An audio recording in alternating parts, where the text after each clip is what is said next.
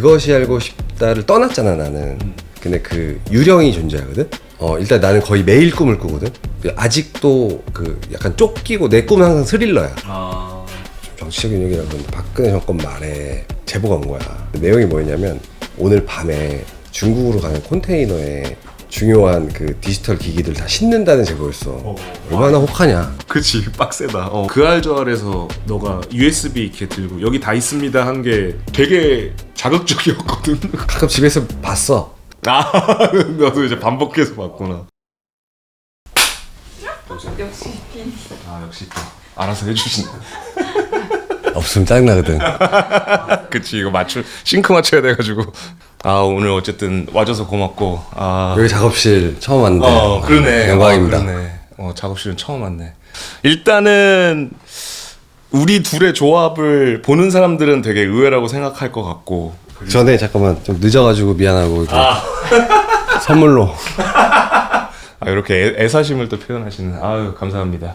이거 잘 수건이에요. 수건. 기념품 샵에서 잘 사용하겠습니다. PD님들도 좀 나눠서 써주시면. 오케이. 이제 여기 제작진이랑 같이 나눠서 잘 쓰겠습니다. 어쨌든 그 모르는 사람들이 있을 수도 있으니 자기 소개를 한번 부탁합니다. 저는 SBS에서 17년째 컨텐츠 제작하고 있는 배정훈 PD라고 합니다. 일단은 우리 둘이 첫 만남을 뭐 당연히 기억하겠지. 우리가 첫 만남 본 게 2011년? 2년? 그땐가? 아닐걸? 그러니까 우리가 그 궁금한 이야기 Y 내가 음악 했을 때는 본 적은 없었었고 국가수사본부 하게 되면서 봤으니까. 만난 건 그때가 처음이지. 그리고 그때가 내 기억에 코로나 때였던 것 같은데 우리 마스크 쓰고 그래서 얼굴은 지금 처음 보는 건가? 맨 얼굴을. 그때 술도 마셨으니까. 맞아. 그때 그래서 4명밖에 못 모였잖아. 그렇지. 그때 작가님이랑 또 음악 감독님 계셨었나? 4명 이상 모이면 안 되는 때였어. 맞아.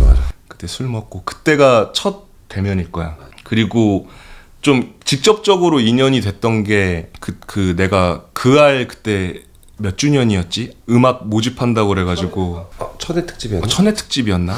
어쨌든 이제 그알 음악 그 리메이크 모집한다고 이제 보고 그리고 와이프가 이제 워낙 그알 저알까지 챙겨보는 사람이어가지고 이거 모집한데 한번 해봐 그냥 반 장난식으로 얘기했는데 그때 내가 뭐에 꽂혔는지 재밌을 것 같아서 그때도 이제 그 요시랑 나랑 작업실 같이 쓰는 친구랑 만들어서 보냈는데 이제 채택이 된 되게 거지. 고퀄리티를 보내줬지. 우리는 뭔가 시청자와 함께하는 이런 느낌의 기획이었는데 갑자기 팔로알토가 내가 그때 부팀장이었던 것 같아. 그래서 그 얘기를 듣고 그건 이제 정확하게 그알 유튜브 팀에서 도준우 PD가 준비했던 이벤트였는데 이렇게 인연이 끊기지 않는구나 이런 생각을 했던 것 같아. 그래서 그거 만들게 되면서 감사하게도 채택이 됐고 이제 도준우 PD님이 그러면 그알저알에도 한번 출연 부탁을 해주셔가지고 나 그때도 한번 출연했었고 그리고 이제 도준우 PD님이랑 그분이 또 돈추너로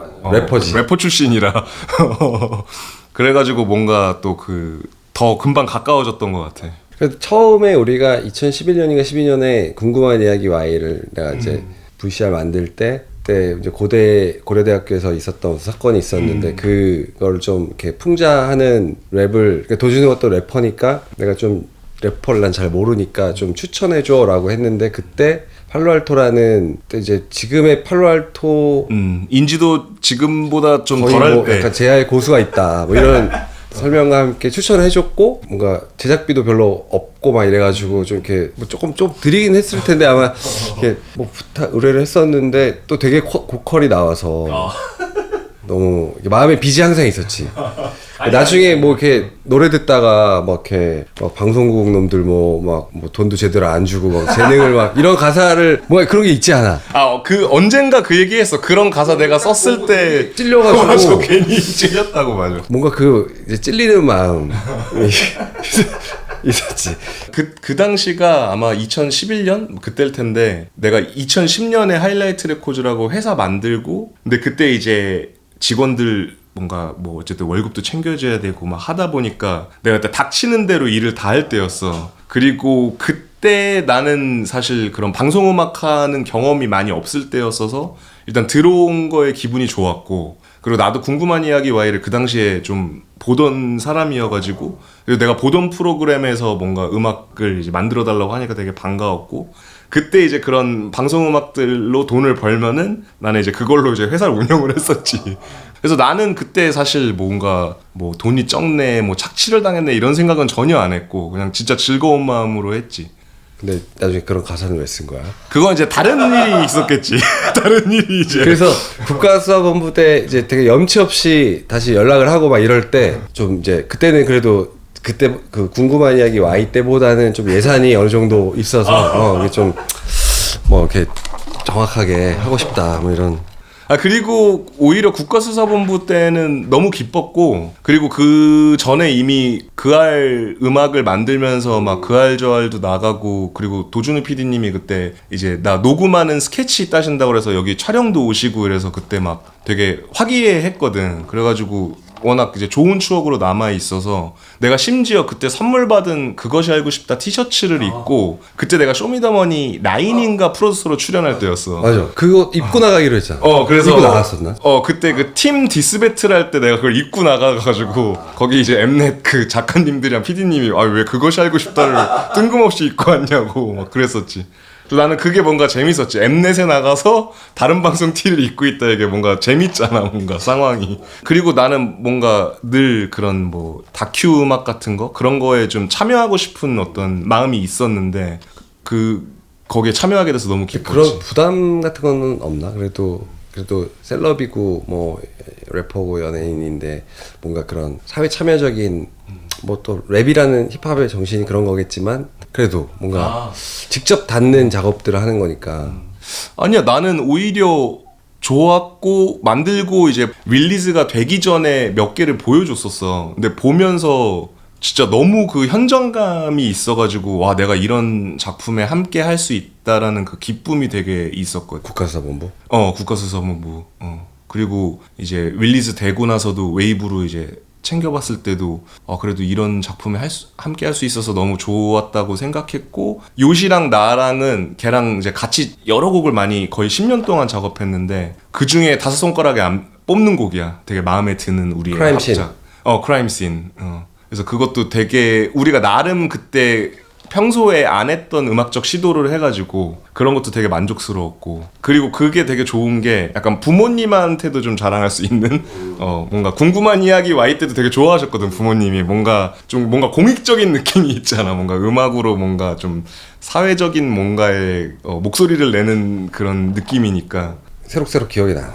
좀 그렇다면은 내가 그냥 개인적으로도 궁금하고, 내가 또 요런 분야는 잘 모르다 보니까 그래서 내가 정말 궁금한 것들 위주로 좀 질문을 준비해 왔는데, 일단은 어떻게 PD가 됐는지, 그러니까 어렸을 때부터 PD가 되는 게 꿈이었는지. 아니, 나는 생활기록부를 얼마 전에 추석 때 집에 갔다가 봤는데 꿈이 시인이라고 써있더라.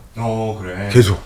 초중고 다. 중학교 때인가부터, 초등학교 때는 안 썼던 것 같고 중학교 때 어느 2학년 때인가부터 이렇게 시인 뭐 아무튼 글 쓰는 사람이 이렇게 쭉 이렇게 써 있더라고. 나 기억이 안 나. 근데 이제 그런 걸 좋아했던 것 같아. 이렇게 막 엄마한테 그 중학교 때 트렌치 코트를 사달라 그랬어. 중학교 때 트렌치 코트를 원하는 거 흔치 않은데. 이렇게 좀 약간 긴 트렌치 그치. 코트를 가을에 입고 아파트 살았는데 가을에 낙엽이 떨어지니까 뭐 그런데 벤치에 앉아서 이렇게 뭐 진짜 궁상 맞지 생각해보면 근데 막 그런 거를 또 약간 왕따 같기도 하네. 근데 그래서 그래도 감수성이 풍부했네. 그런 기억이 있는 거 보니까 시인이라고 썼던 게 맞는 것 같아. 그러다가 대학교는 이렇게 뭐 사회학과를 가고 싶어 했는데 그게 점수가 안 돼가지고 무슨 과인지 모르는 인류학과를 갔지. 결과적으로는 잘 담임 선생님한테 이제 감사한 마음인데 추천해 주셔서 가서 전공 공부를 하면서 그게 결국에 이렇게 사람들에 대한 연구, 뭐 고민 이런 학문의 방법론적인 학문인데 한 번도 경험해보지 못한 그런 부류의 사람들 같은 걸 이제 문헌으로 보다가 그 책으로 보다가 우리 과는 안으로 들어가서 참여 관찰을 해서 그들처럼 한번 살아봐라. 이제 학부생들이니까 20대 젊은 애들이 그런 좀 요구들을 많이 하거든. 방법론적으로.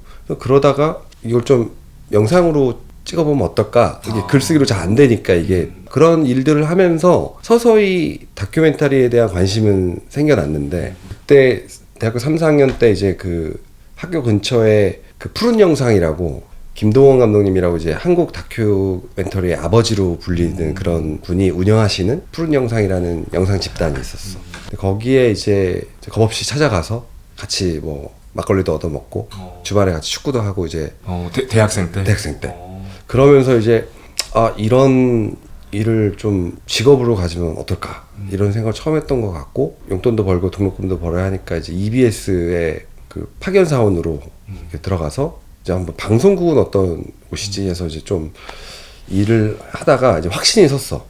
이 일을 해야겠다. 그래서 지금 다니는 SBS의 그 4학년이니까 이제 뭐 회사 취업 준비를 해야 되니까 시험을 봤지.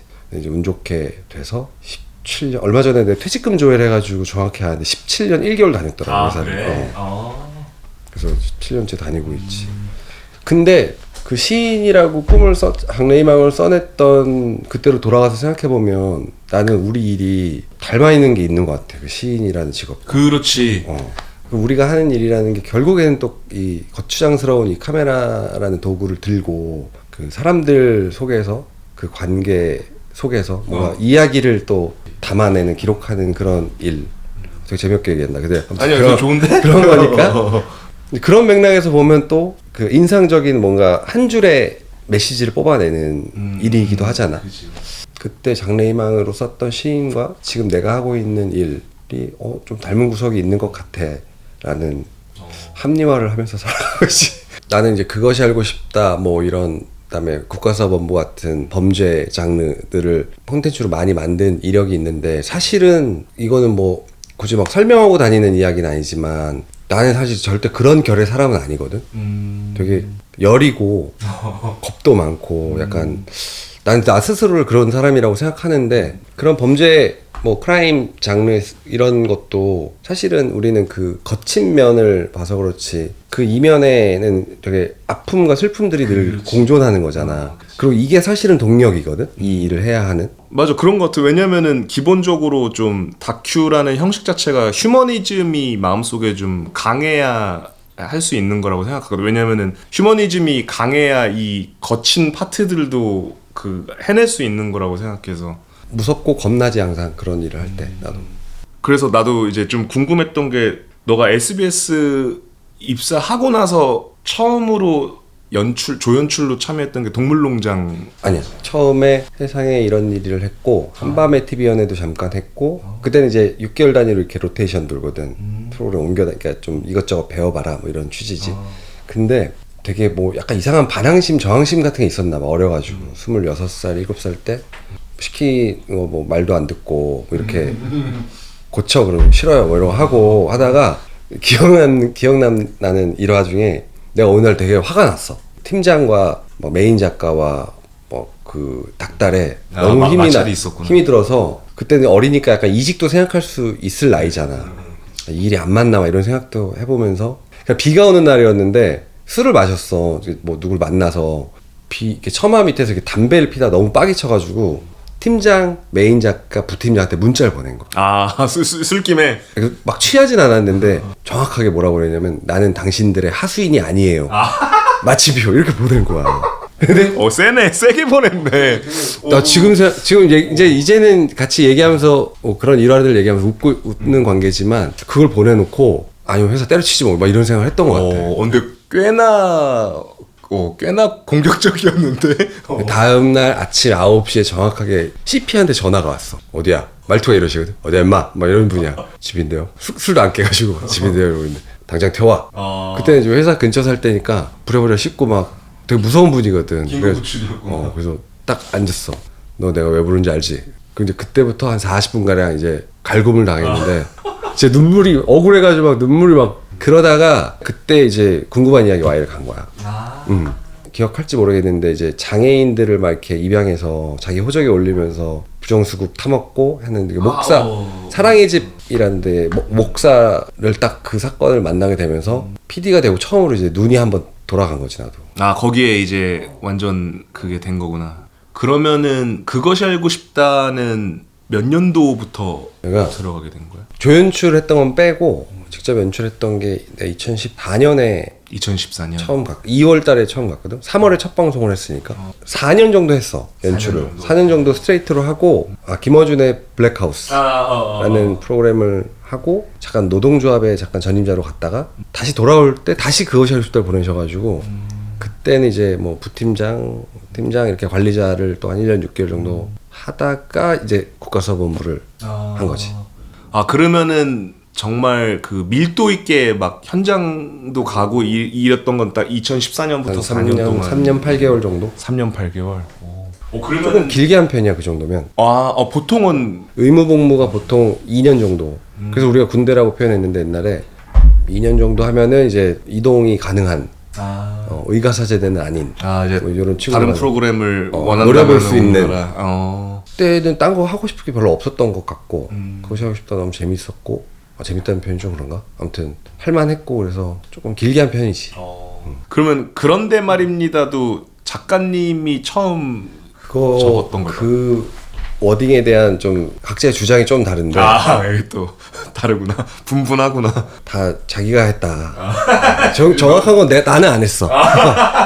나는 안 했고 내가 생각하는 정설은 뭔가 뭐 그런데요 뭐 이 정도의 표현이 있었을 것 같고 그거를 상중 형님이 좀 더 말맛을 살리고자 그런데 말입니다. 이 또 실제 말투와 되게 어울리는 그 상중 형님의 워딩 같이 들리거든. 맞아. 되게 어울리잖아. 그래서 나도 뭔가 그 김상중 님이 왠지 한 거 아닐까 이런 생각을 했거든. 왜냐면 너무 그 찰떡같이 붙으니까. 그렇게 생각해. 근데 모르겠어. 서로 의견이 달라. 그거는 정확한 건 나도 안 했고 도준우 PD도 안 했어. 우리가 한 건 아니야. 그알저알에서도 이미 다뤘어가지고 근데 이제 그것도 이제 몇 년 전이니까 좀 또 여기서 다루고 싶은데 그알을 보면은 진짜 현장에서 막 위험한 일들도 벌어지잖아. 그리고 막 변수도 많고 그알저알에서도 이제 그런 자료화면 딱 나오면은 막 갑자기 막 카메라 막 부수려고 그러고 막 좀 폭력적인 상황도 있고 또 어떤 사건에 대해서 다루다 보면은 와 근데 저렇게 이제 거기에 해당 사람들이 해당 세력 혹은 누군가가 뭐 협박을 할 수도 있고 그리고 이제 어떤 편은 막 사회적으로 이슈가 돼가지고 막 갑론을박도 되게 심하고 그래서 좀 그런 부분에서 일단은 궁금한 게 근데 4년을 하면은 물론 이제 이렇게 쉬면서 이렇게 잘 조율하는 그런 것들이 시스템화가 돼 있겠지만 좀 피로도가 좀 높지 않아? 그걸 어떻게 관리했는지가 궁금해. 얼마 전에 후배랑 이제 그것이 알고 싶다를 하고 있는 후배랑 이렇게 저녁을 먹다가 그런 얘기를 한 적이 있는데 이제 그것이 알고 싶다를 떠났잖아 나는. 근데 그 유령이 존재하거든. 뭐냐면 일단 나는 거의 매일 꿈을 꾸거든. 근데 꿈의 장르가 일단 바뀌어. 꿈의 장르가 원래는 뭐 낭만적인 꿈을 꿨다면 아직도 그 약간 쫓기고 내 꿈은 항상 스릴러야. 쫓기고 도망치고 숨고 막 사건이 일어나고 막 이제 이런 꿈들을 자주 꿔. 그래서 그거는 좋은 건 아닌 것 같아. 수면의 질이 낮아. 그래서 상당히 막 가끔 막 땀에 흥건히 젖어서 깰 때도 막 진짜? 뭐 이불이 두껍나 뭐 이런 생각을 하면서 깨긴 하는데 아무튼 그 꿈이 스릴러를 아직도 꾸고 있다. 최근까지도? 며칠 전에도. 그리고 그것이 하고 싶다를 하다 보면 이렇게 소송 같은 거에 많이 발생하거든. 소송이. 물론 이제 회사 법무팀이 당연히 조력을 해주고 뭐 문제가 될 만한 결과를 받은 적은 당연히 없는데 뭐 기소유예 같은 건 좀 있고 범죄의 의도가 없다. 죄는 잘못은 했는데 네가 범죄를 저지르고 한 건 아닌 거라고 생각해줄게. 유예해줄게. 뭐 이런 정도지. 기소유예는 2개 정도 있고 얼마 전에 이제 팀을 옮기면서 좀 짐들을 좀 정리하려고 좀 미니멀라이즈 하려고 버릴 것 좀 버리자 뭐 이래서 버리는데 종이들이 많이 나와서 봤는데 이렇게 소송 서류라고 내가 따로 모아놓은 게 있더라고. 이렇게 쇼핑백 이렇게 옛날 생각하면서 이렇게 좀 봤지. 근데 되게 다양한 소송에 걸렸었구나. 막 유괴 이런 것도 있어. 유괴? 유괴. 나도 까먹고 있었는데 구조를 한 건데 위험한 상황에서 그게 유괴로 건 거지 그쪽에서? 뭐 그런 것도 있고 가택침입 이런 것도 있고 그거는 기소유예 받은 거야. 남의 사유지에 들어가는 순간 그거는 내가 피의자가 된 거야. 태어나서 처음으로 현행범으로 체포된 거야. 진짜? 뭐 수갑차고 이러진 않았는데 경찰서 뭐 저희 차 타고 갈게요 그래가지고 이제 뭔가 의도가 확실하니까 우리는 뭐 회사에 보고도 안 하고 조사를 받다 보니까 되게 조사를 길게 하더라고. 조사가 끝났는데 전화가 계속 오는데 뭐 전화 자꾸 받지 말래. 막 열받아서 막 화내면서 막 조사를 받은 거야 내가. 저런 상황을 지켜만 봐야 됩니까? 막 이러면서 막 이제 다 받고 한 9시 10시쯤 전화가 부재중에 찍혀 있었을 거 아니야. 그래서 팀장 전화였어. 전화를 했지. 딱 전화를 받았는데 너 어디야? 그래서 경찰서인데요. 왜 있어 거기? 조사 받았는데요. 너 뭐로 조사 받았어? 참고인이야. 피의자라고 써 있던데요. 어째 뭐 상황을 설명했지. 그랬더니 첫 마디가 대학은 나온 새끼냐? 뭐 이부터 엄청 막 심한 제가 뭐 제 이익 때문에 이런 걸 합니까? 그러면서 막 대들었지 처음으로. 그랬더니 뭐 너 당장 서울로 오라고. 원주였거든. 싫어요 막 그때. 당장 와. 싫어요라고 하는 것도 아니 왜 싫어? 그냥 반항심해. 아니 이렇게 되는데 제대로 붙어봐야 된다는 생각을 했던 것 같아. 왜냐면 그 사람의 잘못이 분명했거든. 나도 잘못했지만 담 넘은 건 잘못한 거지만. 근데 이제 그게 이제 유령들인데 그 아까 잠깐 얘기했던 Y 궁금한 이야기 Y 할 때 그 이제 그 목사는 나한테 1년에 한 번씩 그 내용 증명을 계속 보내셨거든. 지금까지도 아니면 그 최근까지도. 당시? 아 진짜? 그게 10년이 넘었는데 10년이 넘었지. 어느 한 해 안 왔거든. 되게 왜 올 때가 됐는데 이런 생각이 들었는데 알아봤더니 이제 연세가 많으셔서 뭐 좀 이제 좀 어디 누워 계신다 뭐 이런 얘기를 들었는데 그리고 그 다음에 작년인가 돌아가셨어. 아 진짜. 그래서 뭔가 그 매년 연례 행사처럼 오던 그 내용 증명 같은 그런 유령들 거의 벗어나고 있지 이제 그런. 근데 그게 너의 뭐라 그래야 될까? 이렇게 일상에 그 침해가 많이 돼? 아니면 어때? 이런 거는 좀 별로 안 좋은 거다라고 생각했던 것 중에 하나가 자주는 못 가도 이제 여행을 가. 강원도 홍천을 지나야 되잖아. 딱 지나. 근데 홍천강을 보면서 창문 내려봐 공기 좋다 뭐 이런 거 하는데 나는 저기서 그 익사체가 저 강에서 떠올랐다. 이제 이런 얘기 하면 별로 안 좋아하지. 근데 이게 지금 웃으면서 얘기할 수 있지만 나도 좀 괴로움 중에 하나였거든. 왜냐면 그 지역명을 들었을 때 누군가는 맛집을 생각할 수 있고 누군가는 뭐 고향 친구를 생각할 수도 있고. 예를 들면 뭐 춘천하면은 닭갈비가 떠오를 수도 있는데 너는 이제 어떤 취재했던 춘천 사건이 떠오를 수도 파출소장 있고. 뭐 그런 사건이 생각나고 하니까 그게 나는 그냥 본능적으로 약간 파블로프의 개처럼 이렇게 1번으로 떠오르는 게 나는 그런 거거든. 지역명과 함께. 근데 이거는 세뇌된 거니까 약간 노력만으로는 극복이 잘 안 되잖아. 들었을 때 그게 떠오르니까. 조금 덜해진 것 같긴 한데 요즘은 참 좋아지던 찰나에 국가수사본부를 하게 되면서 그러니까 특히나 여행인 상황일 때는 좀 갑자기 그 동심이 깨지는 거니까. 엄마 아빠랑 다니다 그런 얘기하면 조용히 하라 그러지. 조용히 해 이놈 새끼야 뭐. 와 근데 그러니까 나는 좀 대단한 것 같거든. 그러니까 내가 경험해본 분야가 아니니까 그 알 4년을 했잖아. 중간에 와 진짜 이거 못 해먹겠다 이런 생각 한 적도 있어. 이게 뭐 어떤 하나의 이슈를 다룰 때마다 좀 강도가 다를 것 같은데 진짜 좀 제작했던 것 중에 가장 좀 빡셌던 게 어떤 편이었어? 근데 사실 다 힘들었던 것 같아. 생각해봐. 왜냐면 그 내가 했던 그 4년에 2014년부터 18년까지잖아. 이게 결코 짧은 시간이 아니거든. 그렇지. 4년이라는 시간이. 그러면 예를 들어 뭐 2014년 3월에 뭐 했어? 라고 불쑥 물어볼 때 글쎄 뭐 이제 뭐 했지? 이렇게 보통 회사원들 혹은 뭐 잘 기억 못 해내. 근데 나는 그 기간이 이게 그 아이템 순서로 기억이 나거든. 그때 어느 지역에 가서 뭐 배를 타고 어디 섬에 들어갔었고 뭐 이게 생각이 나. 개인사로 기억이 안 나. 개인사가 사실 없었던 것 같거든. 그렇다면은 그 아이템들을 그 이슈를 이제 뭐 그 시기에 엄청 국민적으로 화제인 이슈거나 근데 그런 것들을 보통 어디에서 주로 뭐라고 해야 될까 찾게 돼? 그거 진짜 PD들마다 다 다른 것 같아. 같은 나는 그러니까 좋아하는 방식이 다른 거지. 뭐 정답이 있는 건 아니겠지만 사무실에 찾는 걸 좋아하는 사람도 있고 근데 나는 사무실에 있는 걸 사실 그때나 지금이나 별로 안 좋아해서 막 인터넷으로 찾는 거 이런 걸 소질도 없는 것 같고 나는 주로 만나서 얻었던 것 같아. 사람들을 만나서. 그러니까 그것이 알고 싶다 같은 경우에는 그 사람이 뭐 이렇게 인권 활동가일 수도 있고 그리고 뭐 수사기관에 근무한 공무원인 경우는 더 많았을 것 같고 뭐 어디에 출동했던 소방관일 수도 있고 이거 이상해라고 생각하는 게 잘못됐어, 이상해라고 하는 일들을 우리가 살면서 별로 겪을 일이 별로 없거든. 하나 두 개 있을까 말까 하지. 개인이 겪기는 흔치 않지. 좀 더 그런 뭔가 현장에 가까이에 일하는 사람들은 겪을 일이 상대적으로 있잖아. 그럴 것 같아. 레이더도 이렇게 있을 것이고. 그래서 그 사람들이랑 처음에 이렇게 하나 둘 이렇게 만나면서 또 소개받고 뭐 어느 지역에 가면 이 사람이 좀 정보통이야 뭐 이러면 또 만나보고 아이템을 구하러 다니는 거지. 찾으러 다니는 거지. 그래서 뭔가 잘 알려지지 않았던 이야기를 할지라도 좀 미스테리한 구석도 있고 잘 이해되지 않는 것도 있고 하면 그것이 알고 싶다. 뭐 이랬던 것 같아. 그러니까 약간 그런 탐정의 마인드 같은 거일 것 같은데 지금 얘기 들었을 때는. 이제 또 숨은 조력자분들도 많으시지.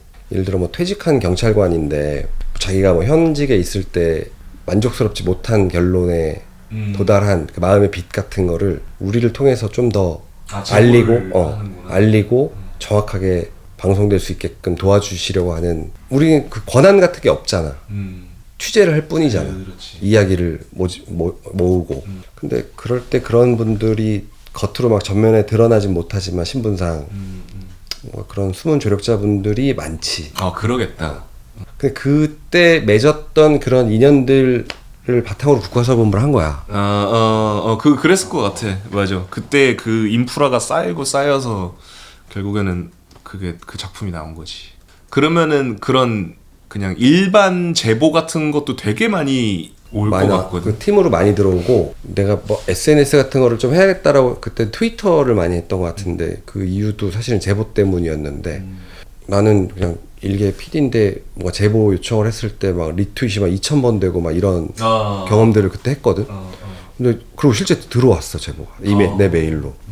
그런 게 너무 도움이 많이 됐던 것 같고, 제보해 주시는 분들, 그분들도 만나보면 수사기관에 가서 진술하는 것과 우리를 만나서 귀띔을 해주는 거에 이 부담감, 심리적 부담이라는 게 훨씬 더 편안할 거 아니야. 그럴 것 같아. 무게감이 다르니까. 우리는 그들이 편한 공간에서 만나고 수사기관은 뭔가 가야 되고 평생 가볼 일 없는 곳에 가봐야 돼. 그리고 뭔가 분위기가 다르잖아. 조사를 많이 받아봤지만 거기 의자도 좀 약간 낮게 느껴져, 이 사람보다.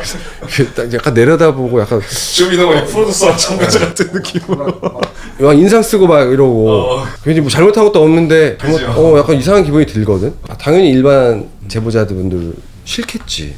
그리고 좀 궁금한 게, 늘 그 알은 이제 뭐 어디 지역에서 일어났던 이 일에 대해서 아시는 분이 있으면은 제보 부탁드립니다 해서 뭐 이메일이랑 이렇게 연락처랑 뭐 이런 거 이렇게 공개하잖아. 나는 그거 볼 때마다 생각든 게, 그러니까 진짜 제보도 있겠지만 뭐 장난 전화처럼 하거나 가짜도 엄청 많을 것 같거든. 그거를 좀 속아내는 어떤 노하우가 있을 것 같거든. 뭐 정해진 노하우라기보다는 이를테면 가평 계곡 사건 기억나? 이은혜 사건. 그거는 너무. 근데 그 사건이 원래 이은혜가 직접. 이은혜는 우리 팀에 제보를 했었다. 보험사의 횡포. 맞아. 나 알고 있지. 내용이 그거였어. 근데 그게 허위일 수 있다라는 걸 오히려 이제 걔가 이제 발목 스스로 잡은 거거든. 자기가 판 무덤 자기가. 그러니까 그래서 결국에 더 이렇게 밝혀진 거잖아. 그거는 너무. 근데 이제 우리가 제보를 받는다고 해서 그걸 100%라고 생각하진 않았던 것 같아. 당연히 교차 검증을 해야지. 크로스 체크하고 팩트 체크하고 하다가 그 의심을 더 산 거였거든. 그 경우에도.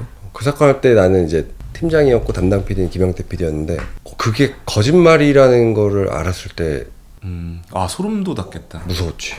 근데 그건 너무 충격적이고, 나는 그거에 충격을 더한 게 그 어렸을 때 인터뷰가 막 무슨 러브하우스인가 나와서 아버지 편찮으신데, 그치?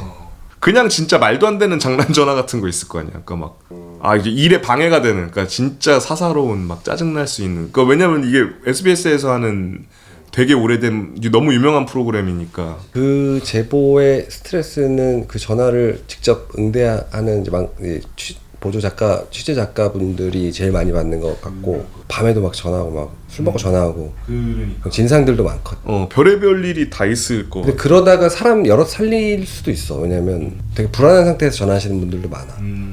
PD가 출동하기도 하고 뭐 이렇게 그래? 그런 적도 있는 걸로 알고 있고, 진짜 말 그대로 그냥 장난 전화도 많지. 좀 정치적 인욕이라 그러는데 박근혜 정권 말에 제보가 온 거야. 근데 얘 트위터로 제보가 왔던 것 같아. 시작은. 그리고 텔레그램으로 옮겨가서 대화를 하고 했는데 내용이 뭐였냐면 오늘 밤에 중국으로 가는 컨테이너에 중요한 그 디지털 기기들 다 싣는다는 제보였어. 얼마나 혹하냐. 그치 빡세다. 혹하지 이거는. 그래서 내가 그때 마침 특검에 아는 이제 특검보가 있었거든. 이건 내가 정리할 수 있는 상황이 아니잖아. 만약에 사실이라면 그치. 아 이거 좀 팀을 짜야겠다. 그래서 특검에 일단 얘기를 해주고 근데 보안 유지해달라. 우린 갈 거다. 카메라 들고. 근데 약간 우리만 갔을 때 뭔가 문제가 생기면 안 될 것 같은 거야. 그래서 국회 쪽 보좌관들 이렇게 대동해서 우리 봉고차에 2대 나눠 타고 특검 알아서 오세요 하고 그 야적장에 가서 밤 11시인가 10시인가부터 저기 한쪽에 이렇게 차를 세워놓고 계속 보고 있었어. 와 이거 완전 형사 그거네. 일종의 잠복을 한 거지. 잠복 근무. 아 근데 자꾸 특검이 왔다 갔다 해가지고 우리가 막 뭐 하시는 거냐 빨리 다 티난다 빨리 이런 통화하면서 한 새벽 4시가 까지 기다렸는데 정말 개미 한 마리 안 보이는 거야. 진짜 그냥 진짜 가짜였네. 아예 그냥 거짓말. 혹은 뭔가 정보가 새서 아직도 이런 바보 같은 생각을 하는 뭔가 뭘 알 수 없지 진위 여부는. 근데 그 제보 하나만 누군지도 몰라. 그 제보 하나 가서 새벽까지 막 고생한 거지. 그니까 그 여러 명이 근데 그렇다고 그거를 에이 이러고 넘어갈 수는 없는 거잖아. 진짜 혹시 모르는 일이니까. 그때는 이제 내가 너무 창피해가지고 그 같이 동행했던 사람들한테 미안할 것 같아. 선지해장국 사고 헤어졌는데 지나고 보니까 좀 지금은 웃으면서 그런 얘기를 해 만나면. 근데 나는 그것이 알고 싶다에서 보낸 그 시간에 깊게 남아 있는 건 내가 그것이 알고 싶다를 마치고 연출을 마치고 한 2주 정도 휴가를 받아가지고 좀 쉬려고 여행을 떠났는데 아까 얘기했잖아요. 여행할 때 그 지역에 가면 뭐가 생각난다고. 그 지역에 지날 때마다 이제 피해자의 가족들을 다 만났어. 그 이제 여행 갔는데 여정에 겹치는 집에 가서 과일도 좀 사다 드리고. 왜냐면 이게 뭐가 힘든 거냐면 그분들이 우리한테 도움을 주시고 협조하시는 이유는 어쨌든 해결되지 않은 게 해결될 가능성 조금이라도 더. 그치 뭐 억울한 일이나 진짜 이거 진상을 밝히고 싶은 마음에 제보하는 거니까. 자녀를 잃은 부모님의 심정을 난 알 수 없지만 범인이 안 잡혔어 예를 들어. 그런 사건을 우리는 개입하는 거거든. 한 번 더 노력해보자는 제안을 하는 거고 당연히 살면서 우리 그런 일 겪을 가능성이 거의 제로에 가깝잖아. 근데 그분들은 그런 일을 겪으신 당사자인데 처음 보는 사람이 카메라 불쑥 들고 찾아와가지고 그런 제안을 했을 때 얼마나 떨리시겠어. 또 기억나시고. 사실 난 좀 괴롭히는 일일 수도 있다는 생각이 들잖아 이게. 근데 그런 희망까지는 아니어도 그런 노력을 해보겠다라는 우리의 제안에 기꺼이 도와주시고 했는데 결국에 해결을 못했어. 그렇다면 그냥 평온한 일상을 잊고 지내시진 못하셨겠지만 평온한 일상을 살고 계신 이 집을 완전 또 우리는 휘젓고 간 거거든. 이게 되게 오래가. 너가 이제 마음속에 그 어떤 죄송함이나 그런 게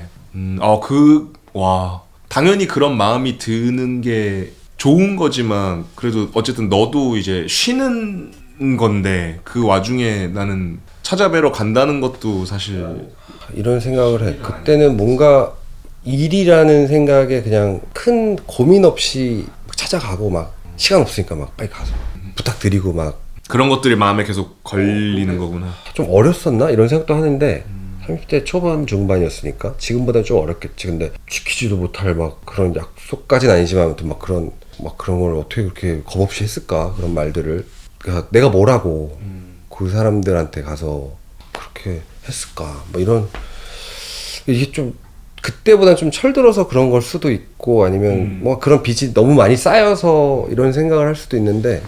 근데 만약에 지금 얘기한 것처럼 다시 찾아뵈면은 반기시는 편이야? 어때? 거의 대부분 고마워. 쫓아낸 사람은 없었던 거야. 뭐 만나서 할 수 있는 말도 되게 제한적이잖아. 그러니까 그리고 조심스러울 거고 그러니까 한마디가 되게 조심스러울 거 같아. 나는 뭐 잘 지내셨어요? 뭐 죄송해요. 뭐 이런 거지 뭐. 좀 그러니까 지금 해준 얘기들을 종합하면서 느끼는 거는 너가 막 최근까지도 막 쫓기는 꿈이랄지 막 이런 거에 이제 그런 악몽을 꾸기도 한다고 그러는데 무거운 어떤 일들을 그 감당해 온 거잖아. 근데 이거의 어떤 보상을 받는 순간이 언제야? 큰 보상을 받을 때. 예를 들면 완전한 해결은 당연히 존재하지 않는 거니까 피해자 입장에서 완전한 해결이라는 게 어딨어. 뭐 매번 그러진 당연히 못했고 나도 내가 이걸 사건 하나하나를 하면서 나라는 사람이 뭐 PD로서든 인간으로서든 조금 더 성장하고 성숙해질 수는 있잖아. 이제 그런 토대 위에서 이따금 이제 방송이 나가고 나서 피해자로 굳이 구분 짓자면 그 피해를 입으신 뭐 그 가족이든 당사자든 이런 분들이 당연히 문자나 뭐가 올 거 아니야. 고마워 뭐 이런 거 하면 뭐 이런 건 좀 부족했지만 고마워 뭐 위로가 됐다 라고 할 때 그만한 보상은 없는 것 같아. 그래. 그 나는 일단은 되게 좀 그러니까 너무 리스펙할 수밖에 없는 일이라고 생각해서 이 하는 일이 뭐 나도 지금 얘기 들으면서 또 큰 일들을 감당하면서 하는 거니까 좀 뭐라 그래야 되지? 반성하는 것도 있고 어떤 면에서 좀 생각을 달리하는 것도 막 생기더라고 들으면서. 근데 어쨌든 좀 더 그할 얘기로 가자면은 취재했던 것들 중에 이제 김성재 편이 결국에는 방송이 그때 안 됐었잖아. 가처분 신청이 돼서 그게 2번 가처분 인용당했지. 그리고 그 당시에도 그게 2018년이었나? 그리고 우리가 어렸을 때도 그 사건은 되게 이슈였고 그리고 나는 개인적으로 현대형을 또 알고 막 작업도 한 적이 있고 그러니까 뭔가 더 좀 그 사건이라는 게 남일 같지 않다는 표현까지는 좀 그렇지만 어쨌든 좀 더 가까이 느껴지는 게 있고 사실 이게 재판부에서 한번 이렇게 사법부가 판결을 내린 또 건에 대해서 이게 뭔가 그런 것들을 반칙을 하고 싶은 생각은 사실 없고 그냥 그렇다면은 좀 OTT 다큐 같은 거는 이제 언제든 열려 있으니까 여전히. 근데 어떻게든 방송을 했으면 좋겠다라는 생각은 아직 갖고 있긴 해. 근데 어떤 방법이 가장 합리적이고 좋은 방법일까에 대한 고민은 여전히 있고. 근데 이게 처음에 이제 가처분을 저쪽에서 신청했고 전체 인용되는 경우가 되게 드물거든. 그것이 알고 싶다 해서 내가 세어봤어. 딱 3번. 와 진짜 그 수많은 회차 1000회가 넘는 그 회차 중에 김성재 사건을 포함해서 딱 3번 있거든. 그러니까 그 3명의 PD가 전체 인용을 당한. 그래서 불방이 된. 왜냐면 보통 부분 인용을 해서 이 내용을 빼고 방송하세요라고 나오거든. 근데 이거 되게 예외적인 경우고 그만큼 잘 이해되지도 않아. 설명을 읽어보면. 근데 처음에 어쨌든 나도 부분 인용을 당연히 예상하고 뭐 이런 내용 빼라고 하겠지라고 예상하고 준비하고 있었는데 전체 인용이 나와서 되게 황당했지. 근데 어쨌든 이게 가능한 건가 뭐 그래서 뭐 약간 PD협회에서 뭐 성명서도 내고 했는데 당연히 이제 방송을 못했고 위법한 일이 되니까 방송을 하는 건. 근데 이제 되게 놀라운 일이 벌어졌던 건 그게 기사로 엄청 났어. 방송에 안 나간다는 걸. 그리고 나서 이제 처음에 우리가 방송을 준비할 때 우리한테 연락을 할까 말까 주저했던 사람들이 연락을 해오기 시작했지. 그때 이현도 형님도 전화가 오셨어. 아 진짜? 근데 이현도 형님뿐 아니라 정말 우리가 찾던 사람들도 연락이 왔어. 우리 찾을 길이 없었거든. 기록도 없고 뭐 그러니까 막막했는데 그런 분들한테도 연락이 와서 오히려 더 우리의 근거와 논리가 훨씬 탄탄해진. 그래서 이제 2번째 방송을 할 때 우리가 되게 자신 있게 대본을 냈어 법원에. 너네가 읽어보고 판단해라. 근데 또 전체 인용이 나와서 내가 찬성하고 반대하고 그 여부를 떠나서 우리나라에는 불이익 변경 재심이 없거든. 그러니까 불이익 변경 재심이 유죄를 무죄로 만드는 재심은 있어. 억울한 사람을 구하는 그런 재심은 존재하는데 우리나라는 무죄를 유죄로 만드는 재심은 없어. 그러니까 불이익을 주는 그렇게 변경하는 재심은 없어. 그게 아예 법 자체로 없어. 없는 거야? 근데 이제 뭐 이게 선진국 이런 걸 떠나서 그거는 법의 정서가 다른 것 같은데 어쨌든 그런 법적 제도가 없기 때문에 한번 똑같은 이제 죄목으로 무죄를 낸 사람을 결국 유죄로 다시 판결할 수는 없는 거야. 제도적으로 불가능. 나도 그때 처음 알았어.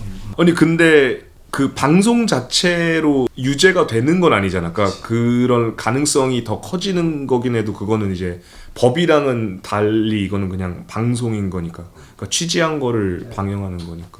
상당히 그 방송 내용을 보면 뭐 그 용의자가 누구냐를 떠나서 대단히 합리적인 의심을 할 수 있는 근거들이 이제 2번의 가처분을 겪으면서 이게 차곡차곡 쌓였는데 결국에는 보여주지 못했지. 나는 그 기억나는 게 그 알저알에서 너가 USB 이렇게 들고 여기 다 있습니다 한 게 되게 자극적이었거든. 그러니까 여기에 다 있다고 뭔가 그 물질로 이렇게 보여주니까 가끔 집에서 봤어.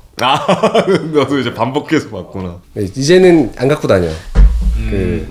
이제 그것이 알고 싶다 유령과 이제 멀어지려고 나도 노력하고. 와, 그러면은 그거는 진짜 다시 세상에 그러니까 세상에 공개될 일은 거의 없다고 봐야 되는 거야. 가능성은 이제 시간이 흐르면 흐를수록 정비례하게 가능성도 높아질 수 있을 것 같아. 좀 장난스럽지만 그런 생각도 해본 게 지금 내겠다고 하면 또 가처분을 걸까? 이런 생각을 했거든. 왜냐면 이민 갔어. 아, 진짜 아예? 그 가족들이 다 이민 갔어. 근데 그런 불명예를 안고 살아가는 거니까 그만한 그것 또한 대가일 수 있겠지. 나는 그것이 하고 싶다. 지금 다시 하라 그러면 그때처럼 못할 것 같거든 절대로. 근데 이게 그냥 하는 말이 아니라 그때는 약간 좀 겁도 지금보다 없었던 것 같고 뭐 당연히 에너지도 더 넘쳤던 것 같고 근데 그런 것도 있지만 지금은 자꾸 이해되는 게 많아져. 나쁜 행동을 한 사람인데 그 사람의 얘기를 듣다 보면 그럴 수도 있겠다. 이해가 되는구나. 그 칼날이 무뎌지는 느낌 같은 거야. 그래서 자꾸만 내가 뭐라고 약간 이런 생각이 들고 그럼 나는 뭐 졸라 정의로운가? 그것도 아닌 것 같고 그런 생각들이 들면서 나는 그러면 그 사람을 비판할 자격이 얼마나 있지? 막 이런 생각도 들고 이게 나이 들면서 변해가는 것 같아. 많은 사람들이 나이 먹어가면서 뭐 이렇게 균형감이 생겨서 그런 거 아닐까? 좋게 얘기해줘서 넌 말을 참 이쁘게 한다. 아니 뭐 나도 공감하는 얘기라 막 예전에는 막 20대 때는 저는 하수인이 아닙니다 보냈을 때는 그 균형감이 없는 거잖아. 근데 이제 점점 균형감이 그 뒤에 문자 하나 더 그런 것 같기도 하고요. 혹시 맞을지도 최소한 의문형으로 바꿨을 것 같아. 하수인일까요? 뭐 그러니까 뭔가 워딩이 그 온도가 바뀌었을 수도 있지. 그러니까 이게 변하나 봐. 근데 충분히 그럴 수 있다고 생각해. 약간 드라마 같은 데서 보면 후배들이 변했다고 막 하잖아. 그치. 근데 그때 난 후배 편이었거든. 근데 지금은 그 손가락질 받는 그 선배가 좀 외로워 보여. 근데 그거 뭐 나 공감해. 근데 나도 그 내 직업에서 그런 게 있어. 막 예전에는 그냥 이렇게 어느샌가부터 가사를 쓰다 보면은 근데 내가 이런 말할 자격이 있나 이런 거에 되게 빠질 때가 있어. 특히 한 작년 재작년에 그게 심했던 것 같고. 아니 내가 뭐라고 지금 나나 잘 똑바로 살아야 될 것 같은데 내가 지금 이거를 이렇게 꼬집는 게 말이 되나? 약간 이런 거에 더 빠지게 되더라고. 그러니까 타자가 나에 대해서 평가하고 비판하는 것에 대해서 관심이 없었거든 오랫동안. 적은 늘 존재하는 거야 뭐 이렇게만 생각했는데 요즘 자꾸 그게 들려. 이게 제 입장에서는 그렇게 생각할 수 있겠다. 뭐 이런 생각이 드니까 처음에는 망했다 막 이런 생각을 했어.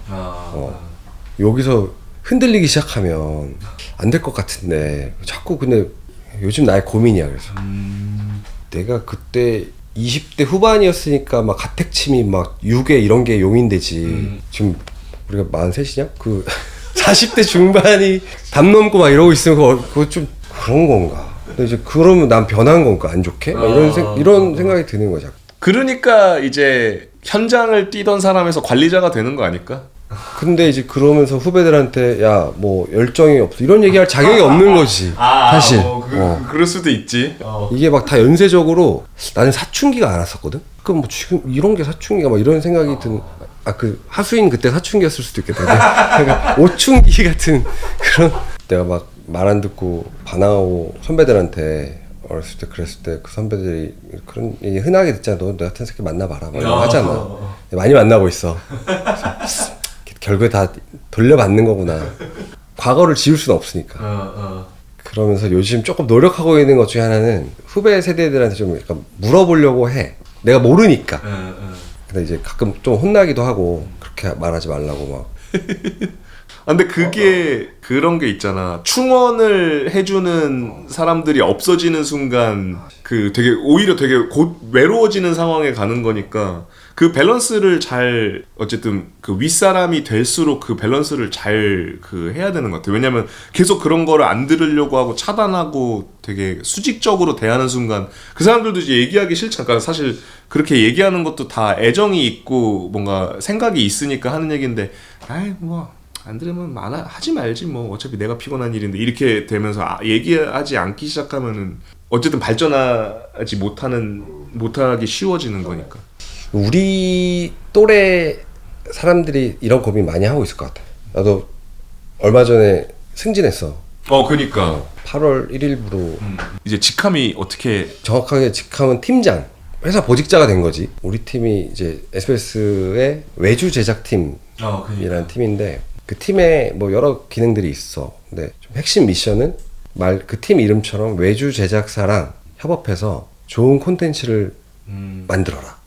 그러니까 한 줄로 요약하면 그런 메인 미션이거든. 그래서 이제 막 기획안을 엄청 주시고 그래서 지금도 열려 있어. 우리 이제 11월 첫째 주에 이제 첫 촬영 시작하는 프로젝트는 하나 준비 중인데 그건 뭐 프로그램 이름이 맞성 캠프라는 프로그램인데 뭐야? 지금 출연자 모집하고 있거든. 이제 나는 솔로 같은 거야. 근데 그런 거면은 더 예능 쪽인 거네.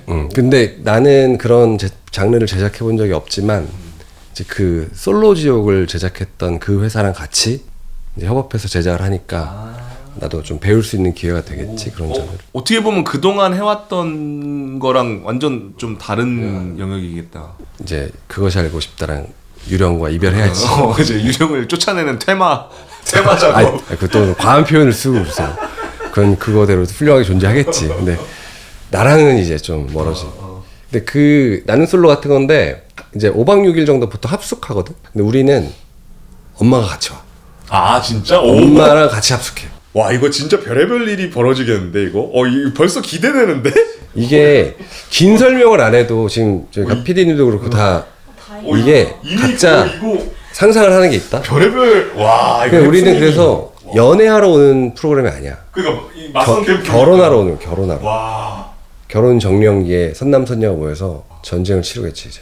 어머니나 아버지가 같이 합숙하면서 같이 만나면서 시간을 보내고 이거를 결혼까지 이어지느냐 마느냐를 서로 판단하는 시간을 갖는 거잖아. 예를 들면 딸의 시선과 엄마의 시선이 꼭 일치하지 않을 수도 있잖아. 안 일치하는 케이스가 더 많을 것 같은데 왠지. 근데 이거는 좀 그 시청층도 좀 아우를 수 있는 요소가 있는 거야. 우리도 기대하는 게 결혼 정령기의 남성 여성들도 재밌게 볼 수 있을 것 같고 부모 세대도 조금 세대 스펙트럼이 조금 다른 연애 프로그램보다 좀 넓을 수 있겠다. 그리고 이제 보다 보면 엄마가 보다 딸을 부를 것 같거든. 그치. 요걸 기대하고 있어. 그러니까. 야 일로 와봐라. 이것 봐라. 봤어? 뭐 이제 야 니네 아들 데리고 그거 봐봐. 네 아들이랑 똑같아. 이런 그런 입소문이 나길 기대하며. 뭐 타이틀곡 생각나는 게 있어? 아직 아이디어까지는 없는데 욕심은 난다. 욕심은 난다. 이거 왜냐면 너무 이 소재라고 해야 되나? 이게 아이템이 너무 얘기 듣자마자 너무 끌렸어. 나는 여기 이제 방문한 목적이 끝나서 이제 그만할까 이제. 안돼 아직 질문이 좀 남았습니다. 그렇다면은 마지막 질문을 하고 싶은데 뭐 일단 좀 정리를 하자면은 배정훈이라는 사람은 꽤나 치열하게 살아온 것 같거든. 진짜 일 때문에 어떻게 보면 자기의 어떤 프라이빗 라이프를 많이 양보하면서 산 것 같기도 하고. 근데 그게 어떻게 보면은 양보한 게 아니고 그냥 내 이 일이 진짜 너무 삶의 너무 큰 부분이라 그냥 그렇게 살았던 걸 수도 있는데 이제 40대가 접어들고 아까도 막 얘기했지만 이제 나이가 드니까 내가 뭐라고 막 이런 생각도 하고 이제 사고방식이 좀 바뀌었다고 그랬잖아. 난 신기하게 40대 되면서 노년에 대한 생각을 진짜 하게 되더라고. 그런 생각 별로 안 해봤거든. 그냥 음악에 빠져있고 그냥 내가 하고 싶은 거 하고 살아야지. 이게 좀 나도 그냥 거기에 좀 빠져있던 사람인데 너는 어떨지 좀 궁금해. 너가 이 질문을 했으니까 어쨌든 오늘부터 그 고민을 해봐야 될 것 같은데. 근데 내가 얼마 전에 뭐 어디에 뭐 제출할 게 있어가지고 이렇게 이력서를 정리했다? 그 이력을 정리했는데 회사를 17년 다녔다고 했잖아. 근데 딱 이력서 한 장 나오더라. 근데 그러면서 막 이렇게 좀 뭔가 살짝 감상에 젖었을 거 아니야. 그치. 이거 할 때 그 새끼 나쁜 새끼 뭐 이러면서 이제 약간 좀 슬펐어. 뭐 어떤 무엇 때문에? 뭔가 되게 열심히 막 산 것 같은데 그냥 고작 한 장이야. 40살이 넘었는데 이제는 이게 뭘까 막 약간 뭐 설명되지 않는 그 기분이 있었어. 너가 이쁘게 얘기해줘서 감사한데 되게 열심히 산 거는 만든 것 같아. 그렇지. 아니 근데 열심히 안 살았다고 하면 거짓말이지. 그 말이 안 되지. 꼭 열심히 사는 게 잘 사는 건 아닌 것 같거든. 좀 더 잘 살아야겠다는 생각도 많이 했어. 열심히 살다 보면 그 막 되게 목적지향적인 삶을 살았던 것 같은데 막 좌우를 잘 안 보고 앞뒤도 안 보고 그냥 약간 직진하고 막 이제 이런 걸 지향하잖아. 되게 나 때문에 상처받은 사람도 많을 것 같거든. 주변에 내가 모르고 있을 수도 있어. 그 사람이 나 때문에 상처받는 걸 모를 수도 있는데 그 사람은 어딘가에서 너를 원망하면서 그러고 살 수도 있고 살고 그러고 있지 있을 않을까. 수도 있지. 근데 그런 거를 잘 둘러보지 않고 산 것 같아. 열심히 산다라는 뭐 최선을 다한다라는 되게 뭐 거창한 수식어를 그냥 핑계 삼아서 한 장짜리 이력서를 보면서 잘 살았을까? 이제 이런 생각이 뒤늦게 후회가 되는 거지. 아니면 좀 더 구체적이라고 해야 될까? 현실적으로 들어가면은 뭐 예를 들면 나는 그냥 그런 판타지 같은 게 있었거든. 근데 결국 그렇게 살지 못할 것 같은데 나는 막 더 나이 들면은 막 그런 거 많이 봐. 막 EBS 같은 데서 섬 혹은 어디 막 강원도 어디 뭐 산골 막 사람 없는 데서 그냥 집 짓고 그냥 사는 사람도 자연인? 있단 말이야. 자연인? 은퇴하시고 가가지고 그냥 이제 노년 거기서 보내는 거지. 막 겨울 준비하면은 막 가을부터 나무 캐가지고 막 그런 거 막 보거든. 그리고 나 약간 뭐 캠핑도 좋아하고 막 자연 좋아하다 보니까 나이 들어서 저렇게 사는 것도 좋지 않을까 이런 생각을 하는데 나는 이제 와이프가 늙으면은 무조건 병원 가까운 데서 살아야 된다. 근데 이게 반박 불가라. 그거는 못하겠다 이런 생각 드는데 그러니까 뭐 예를 들면 그런 것처럼 뭐 언젠가 한 번쯤 불현듯 해봤을 수도 이런 있고. 말들을 한 지는 얼마 안 된, 뭐 몇 년이 안 된 것 같은데 나는 뭐 인생의 목표까지는 아니고 나는 조금 일찍 은퇴하고 싶긴 해. 조금 기운이 있을 때. 그게 뭐 한 50대쯤 어딘가 하겠지? 그 언저리에서 그냥 조금 되게 슬로우 라이프를 살고 싶어. 와 근데 50대에 은퇴한다면은 지금 이제 인간 수명이 길어지니까 직업은 가져야 하니까 조금 일찍 은퇴하고 싶은 거야. 아니면 그때 어렸을 때 꿈꿨던 시인이 다시 너무 구리게 쓸 것 같아. 근데 내가 아까 시골에서 살고 싶고 근데 그러려면은 우리 때는 이제 국민연금도 다 뭐 문제가 될 거고 뭐 그래서 돈을 벌어야 될 것 같다는 생각에 너무 만기 은퇴라면 직업을 못 가질 것 같고 조금 이럴 때 시골 좀 이렇게 내 고향이 되었던 좀 마음에 드는 좀 지역에서 돈은 많이 안 벌어도 그런 삶을 살면은 지금이 그립진 않을 것 같아. 아니 너무 단정적으로 얘기했나? 아니 근데 뭐 내가 뭐 감히 이런 말을 하기 좀 조심스럽긴 하지만 인생의 어떤 부분들을 양보 혹은 희생해 가면서 그 일에 쏟아냈기에 사회적으로 혹은 누군가한테 좋은 역할이 되지 않았을까라는 난 생각을 하거든. 뭐 너가 여기서 지금 좀 그동안 해온 일에 대한 좀 안 좋은 사이드에 대해서 너무 얘기한 것 같아서 뭐 그런 부분에 대해서도 더 생각했으면 좋겠다는 마음에 이런 얘기를 해봅니다. 그래서 지금 그런 나의 17년 가까이 되는 그 히스토리가 나에게 주는 긍정적 영향은 되게 멋있게 늙자. 근데 그동안 내가 뭐 잘 살았나 뭐 이런 고민을 하는 만큼 진심을 담아서 좀 뭐 잘 못했던 것도 좀 보완하면서 좀 멋있게 늙자. 좀 간지나게. 지금 충분히 멋있습니다. 근데 뭐 그렇게 열심히 잘 살아서 또 이렇게 팟캐스트에도 초대받고 뭐 이런 거 아니야? 아니 뭐 이게 뭐 나 너무 그 와줘서 고맙고 오늘 이렇게 저스티스가 앉았던 자리에 지금 앉아가지고 내가 인터뷰를 하고 있는데. 어쨌든 오늘 감사합니다. 수고하셨습니다. 감사합니다. 네. 끝점 한번 갈까요? 끝점. 감사하죠. 감사합니다.